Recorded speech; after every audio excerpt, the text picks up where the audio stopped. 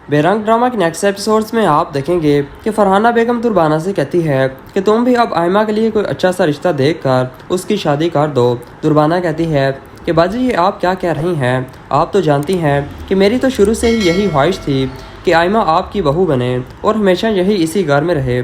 फरहाना कहती है कि देखो सोचा तो मैंने भी यही था, लेकिन सब कुछ तुम्हारे सामने ही है।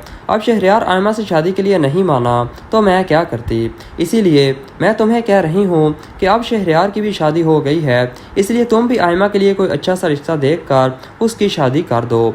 दुर्बाना कहती है कि बाजी अगर शहरयार की शादी हो गई है तो क्या हुआ, अफान तो है ना, आप आयमा की शादी अफान से तय कर दें। फरहाना आगे से कहती है कि नहीं, मैं अफान को जानती हूँ, वो आयमा से शादी के लिए कभी भी नहीं मानेगा, वो तो वैसे ही हम तुम दोनों माँ बेटी से चिढ़ता रहता है, इसलिए शादी तो बहुत दूर की बात है।